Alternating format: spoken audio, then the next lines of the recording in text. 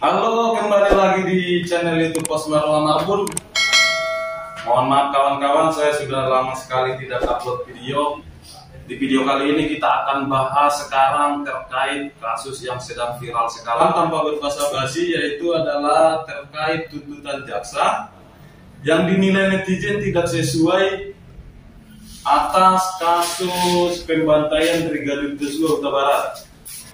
Jadi di satu sisi saya ada yang sepakat dengan tuntutan jaksa, ada pula yang tidak sepakat. Contohnya satu, yang pertama adalah tuntutan terhadap Eliezer yang dalam fakta persidangan dalam kasus ini dia adalah sebagai eksekutor. Dituntut oleh jaksa dengan pasal 340 pembunuhan berencana, tuntutan jaksa 12 tahun. Sekarang kita ulas sekarang terkait status si selain dari terdakwa, dia juga sebagai justice kolaborator. Nah, kalau dalam pengertian justice kolaborator itu adalah seseorang yang juga pelaku tindak pidana bekerja sama dengan pihak penegak hukum atau kepolisian untuk membongkar sebuah peristiwa pidana yang lebih besar. Lantas dengan posisi si Eliezer ini sebagai justice kolaborator terhadap kasus pembantaian Brigadir Joshua, apakah sudah murni dia sebagai justice kolaborator? Menurut saya bisa dibilang tidak. Nah, sekarang kembali lagi ke posisi si Eliezer ini. Dalam peristiwa pembunuhan tersebut, apakah si Ricky Eliezer telah membongkar sebuah peristiwa yang lebih besar? Menurut saya tidak juga. Kenapa? Karena dalam peristiwa ini adalah satu kasus yang sama, satu korban jiwa, tidak ada korban jiwa lain, dan itu pembunuhan berencana. Namun dalam peledoinya, dalam pembelaannya oleh kuasa hukum Eliezer, itu dicantumkan pasal 51, yaitu perintah atasan. Sekarang kita bahas pasal 51 KUHP. Apa sih pasal 51? Seseorang yang melakukan tindak pidana atas perintah jabatan atau perintah atasannya tidak dapat dipidana. Nah, dengan pasal ini udah jelas dalam pembunuhan Brigadir Joshua itu sudah melanggar hukum. Artinya itu bukan yang perintah yang sah, bukan perintah kedinasan, dan bukan perintah jabatan. Artinya itu secara jelas 100% saya rasa tidak masuk fakta hukumnya.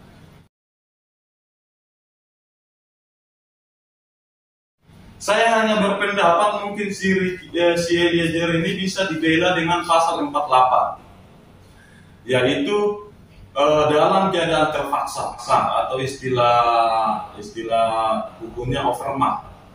Di dalam keadaan terpaksa ini ada 3 jenis, yaitu dalam keadaan terpaksa absolut, relatif, dan darurat. Sekarang kita ulas yang absolut. Apa sih absolut? Yaitu seseorang yang terlibat atau yang melakukan tindak pidana dia tidak bisa menghindari akibat dari tekanan, kekuatan dari pihak lain atau seseorang lainnya. Contohnya seperti ini. Si Sambo ini mengangkat si Eliezer atau mengikat si Eliezer, lalu didorongkan ke si Brigadir Joshua ini karena si Eliezer ini tidak punya kekuatan, akhirnya terdoronglah si Joshua ini jatuh meninggal. Itu maka si Eliezer itu bisa bebas, tidak bisa dituntut hukum pidana. Terus yang kedua relatif. Seseorang yang terlibat dalam tindak pidana ini masih mempunyai pilihan. Contohnya, ayo Eliezer, kamu bunuh dia. Dengan dia ditodong pistol oleh si Sambo, maka dia tidak bisa mengelak. Sebenarnya masih ada pilihan, bisa ada pilihannya. Ketika dia tidak mau menembak si Joshua, maka dia akan ditembak. Cuma itu pilihan yang sangat sulit sekali. Maka itu tidak bisa dipidana. Jelas itu tidak bisa dipidana. Terus dalam keadaan darurat. Nah, kalau dalam keadaan darurat ini bisa dipakai kalau seumpamanya peristiwa hukumnya betul terjadi pemerkosaan terhadap Putri Chandra. Artinya dengan tiba-tiba si Eliezer melihat si Joshua atau tertangkap basah si Joshua melakukan pemerkosaan, ada 2 pilihannya. Maka ditembak atau enggak ditembak. Kalau ditembak secara hukum dia tidak bisa dipidana. Karena apa? Karena si Joshua ini sudah melakukan pemerkosaan. Artinya ada 2 benturan hukum ada di sana. itu tidak bisa dipidana.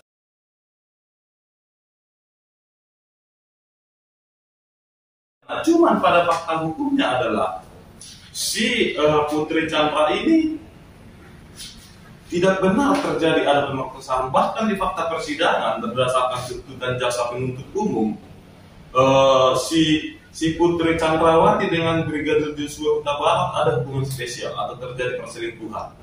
Nah, lantas bagaimana sih proses hukumnya? Bahkan kalau para kawan-kawan nggak bersependapat dengan saya, itu tidak masalah. Bahkan saya berpendapat Sambo ini tidak bisa dituntut seumur hidup. Kenapa? Alasannya, karena jelas kalau kita berbicara alat bukti, pada filosofinya adalah hendaklah alat bukti lebih terang dari cahaya. Nah, di fakta persidangan berdasarkan tuntutan jaksa penuntut umum, terjadi ada hubungan spesial atau perselingkuhan antara Joshua Huta Barat dengan Putri Chandrawati. Nah, apakah Sambo bisa dituntut seumur hidup? Kalau saya nggak sependapat. Kenapa? Karena si Putri Chandrawati ini telah menghasut, telah membuat pengakuan kebohongan atau telah bersekongkol jahat dengan si Kuat Maruf. Soalnya kenapa? Awalnya informasi ini adalah dari Kuat Maruf dan Putri Chandrawati yang menyatakan bahwa terjadi pemerkosaan. Nah, berdasarkan fakta persidangan tersebut, sebenarnya saya lebih sepakat jika si Putri Chandrawati ini dituntut seumur hidup. Saya lebih sepakat daripada Sambo. Kenapa? Kalau kita bicara fakta hukumnya, Sambo ini adalah merupakan seorang korban juga oleh Putri Chandrawati. Artinya dengan fakta persidangan tersebut, tuntutan si Putri Chandrawati cuma 8 tahun, saya tidak sepakat sekali.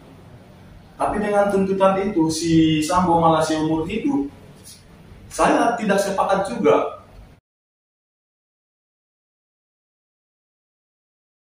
Lalu dengan si Eliezer itu tadi, masih berlaku nggak hukum pidana? Oh iya, dia seorang eksekutor kok. Kenapa? Dari sisi umur dia sudah dewasa. Terus fakta persidangannya, Ricky Rijal itu bisa menolak perintah Sambo. Bahwasannya awalnya perintah ini dilakukan, diperintahkan ke si Ricky Rijal untuk membunuh si Joshua. Dia bisa menolak. Tidak terjadi pembunuhan kok terhadap si Ricky. Artinya jelas, si Sambo ini bukan dengan intimidasi atau bukan dengan paksaan, todongan pistol segala macam. Hanya dengan iming-iming sebuah power. Powernya itu apa? Jika kamu yang membunuh, maka aku bisa mengamankan kamu. Cuman itu iming-iming. Dalam iming-iming ini, seseorang yang sudah dewasa diiming-imingi oleh sesuatu hal, maka dia terhasut oleh iming-iming tersebut melakukan pembunuhan. Itu tetap sebuah tindak pidana pembunuhan. Kecuali dia di bawah umur, kawan-kawan. Kalau dia di bawah umur atau iming-iming, bujuk rayu, maka itu tidak berlaku. Maka itu gugur pidananya, tidak bisa dituntut. Nah, kita kembali lagi ke proses hukumnya selanjutnya. Ini kan masih tuntutan jaksa nih. Kita nggak tahu lah nanti bagaimana putusannya. Bisa ultra petita, bisa di bawah tuntutan, itu bisa saja terjadi. Cuman yang saya sayangkan adalah Putri ini kenapa ringan sekali tuntutannya cuma 8 tahun. Sementara kalau kita lihat fakta persidangan itu, unsur atau sumber dari masalah ini adalah Putri Chandrawati. Kalau saya melihat dari fakta hukumnya, si Sambo malah seorang korban. Maka menurut saya tuntutan terhadap si Sambo ini dituntut pidana sah-sah saja. Cuma tidak seumur hidup, itu saja yang saya tidak sepakat.